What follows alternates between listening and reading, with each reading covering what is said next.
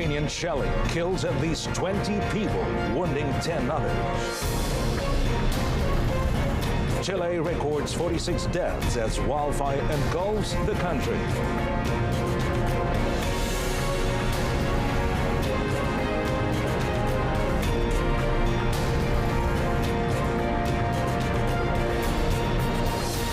Good afternoon and salam Malaysia Madani. You're joining me, Muhammad Amin Carlos, in World Today. Ukrainian shelling on the eastern occupied city of Lysychansk killed at least 20 people, Russia said yesterday, with at least 10 others wounded and rescue operations ongoing. Now, Russia's foreign ministry claimed Western weapons were used in the attack and said it expected quick and unconditional condemnation from international organizations. Now, the front in eastern Ukraine has barely moved in months, but battles continue to be bloody with intensified attacks on both sides this winter. Now, the attack came as Kiev said Russia hit it with a fresh barrage of Iranian-made drones which targeted energy facilities in the central Dnipropetrovsk region, now leaving thousands without power. The ministry said on Telegram, employees of the Russian agency ministry recovered the bodies of 20 people from under the rubble in Lysychansk. Now, it showed a video of rescuers working in the dark, pulling out one dead body before the rubble and finding a wounded woman alive and putting her on a stretcher to take her out of the heavily destroyed building. Now, the ministry earlier said it had pulled out 10 survivors from under the rubble and said rescue operations will continue into the night. Lysychansk, a city in the Lugansk region that had a population of around 110,000 people before Moscow's offensive, fell to Russian forces after a brutal battle in the summer of 2022. Well, senior Hamas official Osama Hamdan said yesterday that a final agreement had not yet been reached over a tentative truce deal to pause the nearly 4-month war with Israel and Gaza. The Hamas leaders were reviewing a proposed framework thrashed out by top officials from Israel, Qatar, Egypt, and the United States. Hamdan said in a news conference that his movement has repeatedly said it was, quote, open to discussing any initiative putting an end to this barbaric aggression against the Palestinian people, unquote. But while Hamdan confirmed the group had received the truce proposal drafted by mediators in Paris, he said an agreement had not yet been reached and that the plan was missing some details.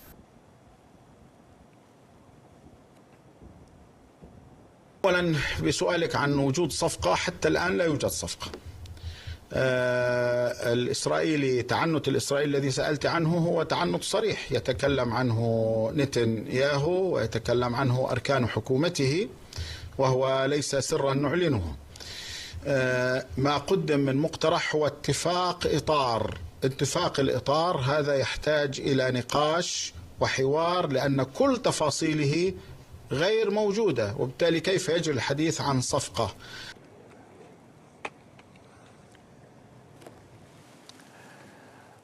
Well, Israel has attacked more than 50 Hezbollah targets in Syria and 3,400 in Lebanon since the war with Hamas in Gaza began in October. Now, according to Israeli army spokesman Daniel Hagari, more than 3,400 similar strikes against the group had been carried out in the southern Lebanon. Now, Hezbollah has for years been fighting on the side of Syrian President Bashar al-Assad in his country's war and is an ally of Palestinian group Hamas. Israel rarely comments on individual strikes targeting Syria, but it has repeatedly said it will not allow arch foe Iran, which backs Assad, to expand its presence there. Now, since the outbreak of war between Hamas and Israel, the Lebanese-Israeli border has witnessed near daily exchanges of fire, mainly between the Israeli army and Hezbollah. At least 218 people have been killed in Lebanon, mostly Hezbollah fighters, but also at least 26 civilians. Well, meanwhile, Israel pressed its blistering Gaza assault on Saturday as fears grew over a push into a southern area teeming with displaced Palestinians.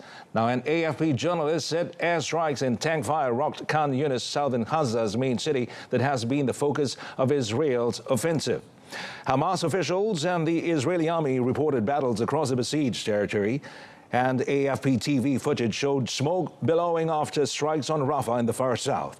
Hundreds of thousands of Haza's 2.4 million people displaced by the fierce fighting have fled to Rafah during the war, with their tents crammed along streets and in parks.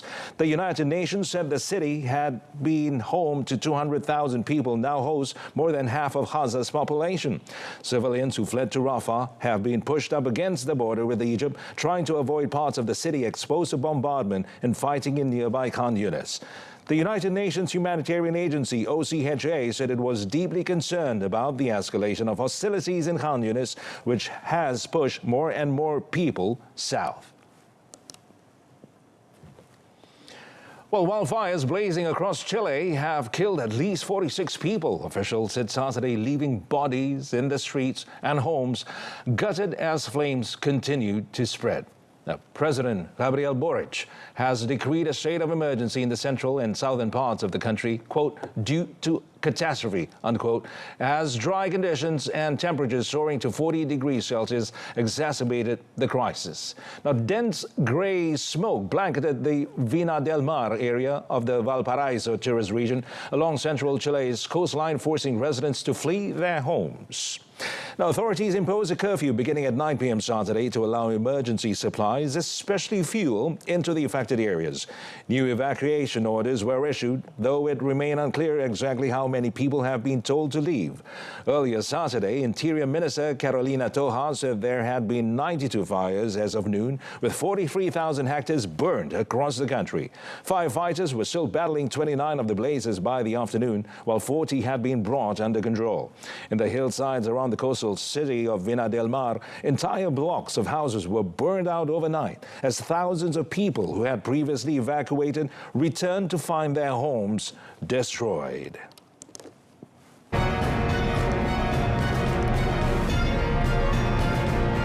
Coming up, Senegal announces indefinite postponement of presidential elections. Stay with us.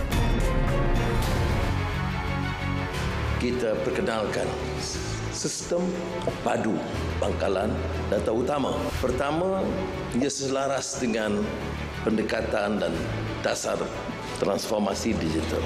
Kedua, menjamin supaya manfaat dan kemudahan itu dinikmati oleh orang yang berhak menerimanya.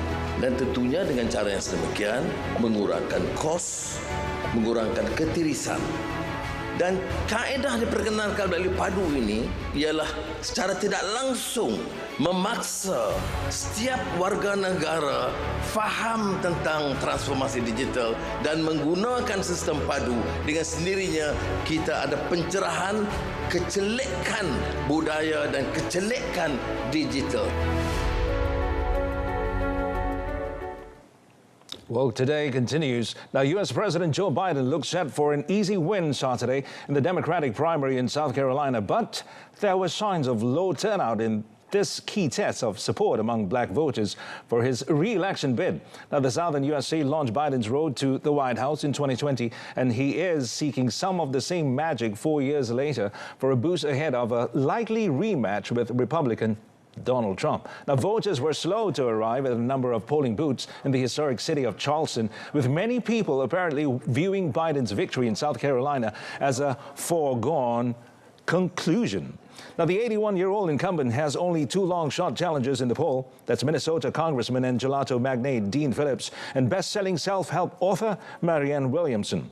Now, several voters said Biden's record as president was mostly satisfactory, while admitting there was a lack of enthusiasm for his second-term bid, but that they did not want to see Trump win. Now, Biden has made a string of campaign visits to South Carolina, but is staying away on Saturday, the day after U.S. retaliatory strikes hit Iran-linked targets in Syria and Iraq, following the deaths of 3 U.S. troops in Jordan. Now, Biden has made it clear he views South Carolina as a proving ground for his ability to woo the black voters who played such a large role in getting him to the Oval Office in 2020. Well, there is an unfamiliar air of serenity in El Salvador's capital, where voters head to the polls today without the specter of gang violence and intimidation hanging over them for the first time in years. Now, more than 75,000 suspected gang members have been rounded up under a state of emergency introduced by the Bukele government in March 2022 after a horrific gang massacre that claimed 87 civilian lives in a single weekend. Now, and though it has come with allegations of widespread human rights violations under a president seen as leaning increasingly towards authoritarianism, for now, the anti-gang campaign is an election winner. Bukele polls as the most popular leader in Latin America by far and is expected to win hands down in Sunday's first voting round. Now, the president's popularity is in plain view all over the capital, where vendors make bustling sales of T-shirts, coffee mugs, baseball caps, key rings, watches, dolls, piggy banks, and aprons, all bearing his name and image. And while there are Salvadorans denouncing arbitrary arrests, torture, and inhumane prison conditions as part of Bukele's crackdown, the undeniable rejoinder is the lowest homicide rate in 3 decades recorded last year.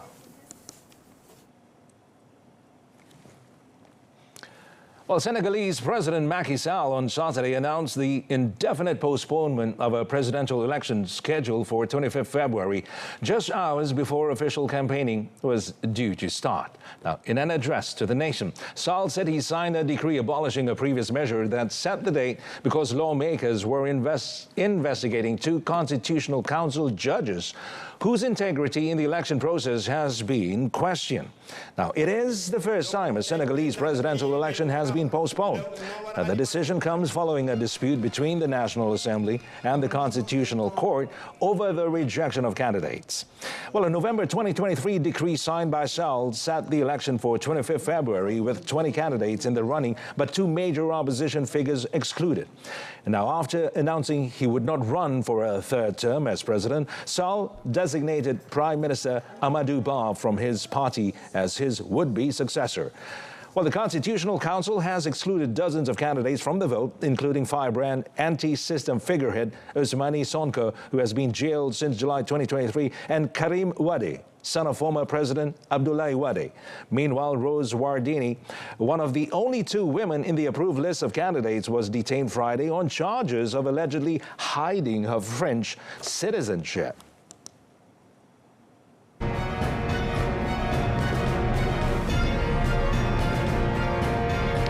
Iran stuns 4-time champions Japan to book a spot in the semi-final. That and more now, sports segment.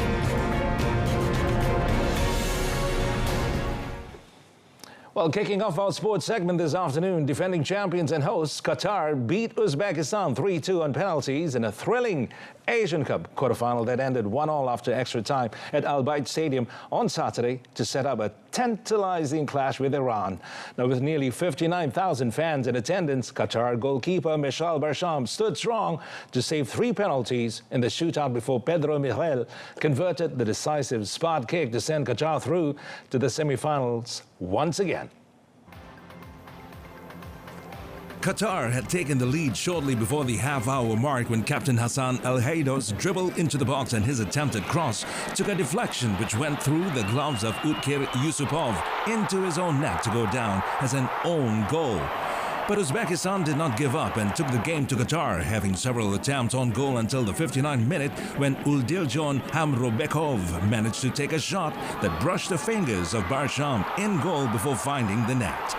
Neither side could find a breakthrough in 90 minutes while Uzbekistan survived a late rally from Qatar in extra time to force penalties, where Uzbekistan's Rustam Ashhurmatov and Qatar's 2019 top scorer Almoez Ali had their efforts saved. Qatar had their hearts in their mouths when Al Mahdi Ali Mukhtar skied his effort, but Barsham turned savior to seal their progress and give the hosts a memorable night in the desert.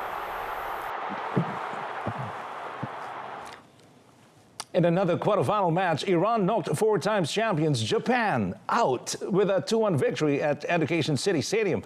Now, Iran, who are seeking a record-tying 4th Asian Cup title, had not beaten Japan in 19 years, while their victory also extended Amir Kalanoi's unbeaten streak to 16 matches since he took charge in March. After a cagey start to a physical contest, Japan had taken the lead through Hedimasa Morita, who made a run past 4 defenders before beating Ali Reza Berendand in goal to silence the Iran fans in the stadium. But the volume went up when Iran equalized 10 minutes into the second half with a sublime move where Sardar Azmoun played the ball through to Mohammad Mohebi, who ran around his marker before slipping his shot past Suzuki into the bottom corner. Japan had dominated possession in the first half, but it was Iran who controlled proceedings after the equalizer as they initiated wave after wave of attacks, and the pressure finally paid off in second half at a time. Japan's Ko Itakura made a mess of a clearance in the 94th minute. As he tried to recover, he tripped Hossein Kanani in the box, and the referee immediately pointed to the spot, with Jahanbakhsh converting to whip their fans into a frenzy. When the final whistle blew, the Iran bench emptied onto the pitch, and an emotional Jahanbakhsh dropped to the turf in relief, while many players wept tears of joy.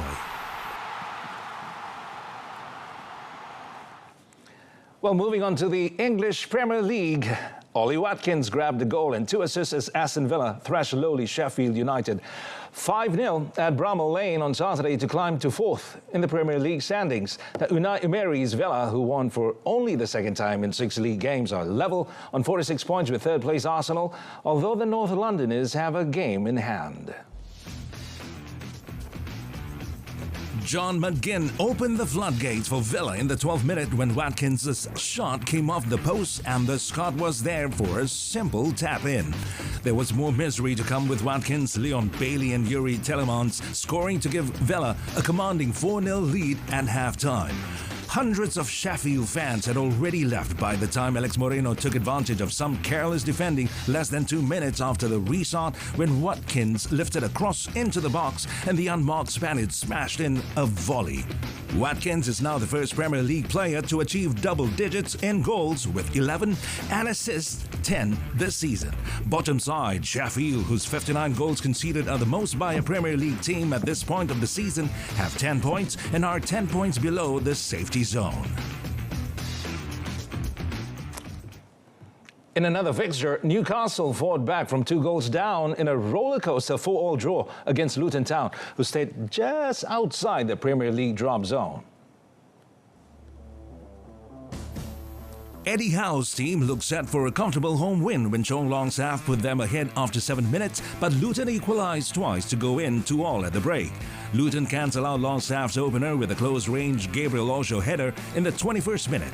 Newcastle went back in front 2 minutes later through Longstaff again, but Ross Barkley made it 2-2 with his first away Premier League goal in 3 years. Luton then turned the match on its head in 4 minutes of the second half. Carlton Morris fired the visitors 3-2 up in the 59th minute through a penalty, and Elijah Adebayo made it 4-2 in the 62nd minute.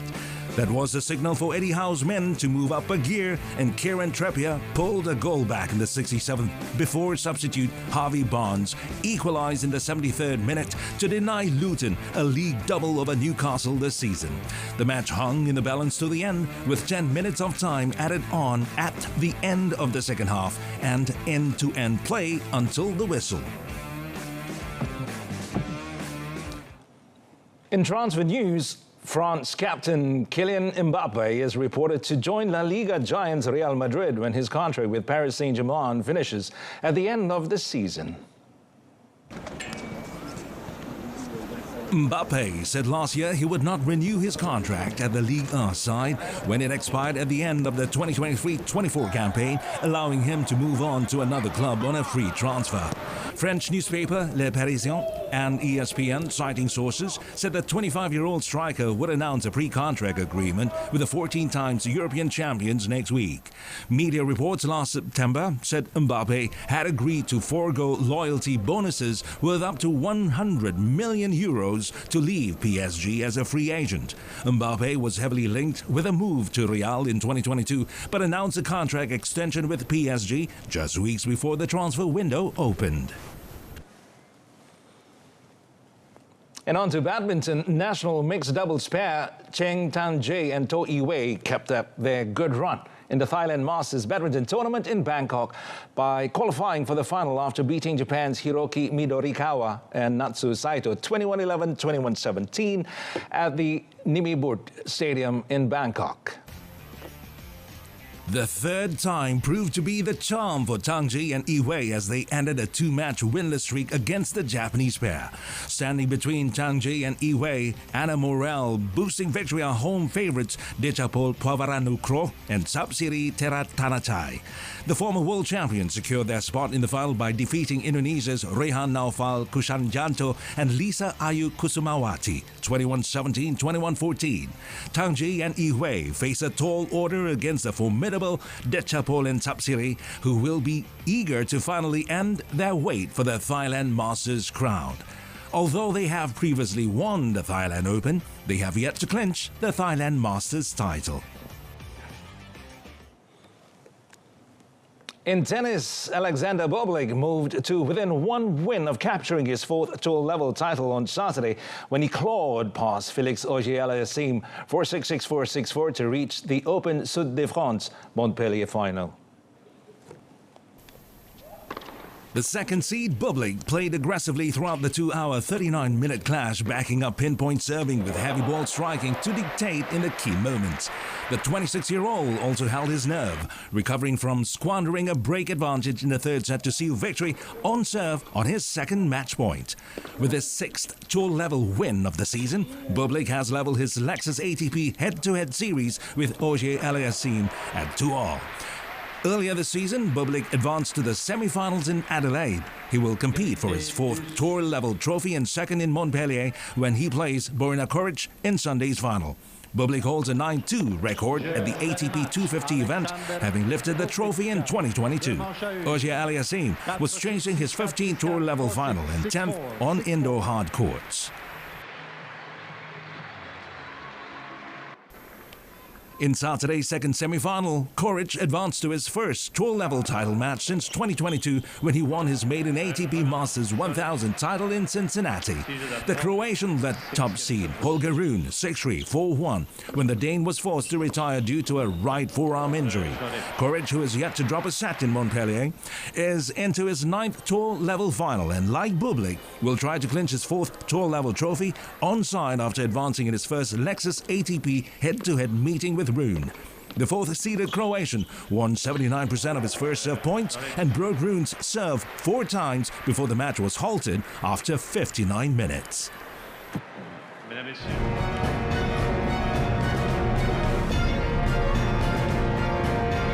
Well, up next, colorful, innovative and creative stories await in our Offbeat segment. What if traffic noise could be turned into sustainable fuel? Well, that's the idea behind the algae wave, a new technology that uses traffic noise to boost the growth of microalgae, which in turn can be used to make sustainable biochemicals, including biofuels. Well, a team of researchers from the Royal College of Art and University College London says algae wave can convert wideband noise into specific frequencies conducive to microalgae growth. We can hear sound because it vibrates the microparticles in the air, and it's creating the mechanical wave and thus creating the mechanical stress.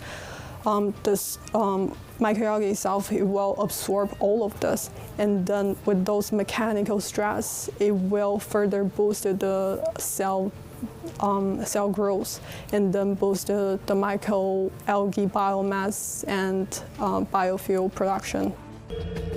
Algae wave also doesn't just absorb sounds. It also absorbs carbon dioxide, microparticles and sunlight, creating an ideal environment for algae cultivation.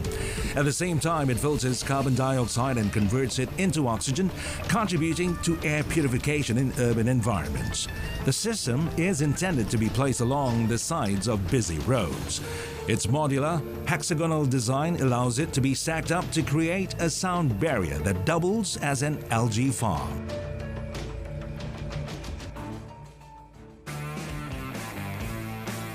Following unforeseen technical challenges and bureaucratic hurdles, Europe's largest 3D printed building is completed with some delay and receives its first tenant during a ceremony in southern Germany on 30th January. The 55-meter long, 11-meter wide and 9-meter high building in Heidelberg is to house a computer center, and according to its developer, it will likely not be the last such project for his company despite some setbacks. Hans-Jörg Kraus of Kraus Group said the original plan was to print and put up the building in 140 hours, but in fact, the actual construction took about a week longer. He added the building took 10 months for its completion and the key handing over ceremony. So haben wir zum Beispiel durch die Wellenform des Gebäudes gemerkt, dass die Anschlüsse am Dach was ganz Neues sind. Und das haben wir lösen müssen. Das hat Wochen gedauert. Und dann gibt es schon fast ein Gag, wenn man sich überlegt, an dem Gebäude gibt es 2 Türen. Aber wir haben Wochen gebraucht, bis wir es gelöst haben, weil alle Standardtüren, die man so kriegt, die wir vorzeitig natürlich nicht bestellt haben, ja, sind auf nur einen ganz speziellen Beton zugelassen. Und wir haben hier einen ganz neuen Beton. Also haben wir wochenlang nach einer Lösung für 2 Türen gesucht. Kraus's next 3D project is 3 times the size of the Heidelberg Computer Center, but he said he could not yet reveal details as the public administration was involved.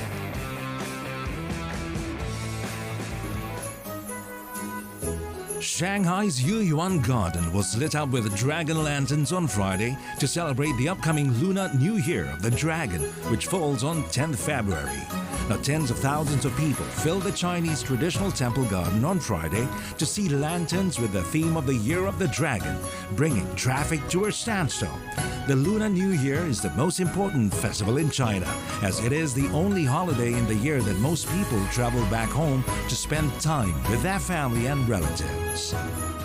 我认为龙对中国人来讲是一种很有力量、非常积极向上的正面的存在，然后能给人带来希望。而我的龙年心愿的话，就是我希望在新的一年中能把自己的身体锻炼得更棒，并且因为我现在是8年级，能在学业上取得更大的进步。 According to state media Xinhua, the Yuyuan Garden Lantern Festival will run for another 4 weeks till 28 February.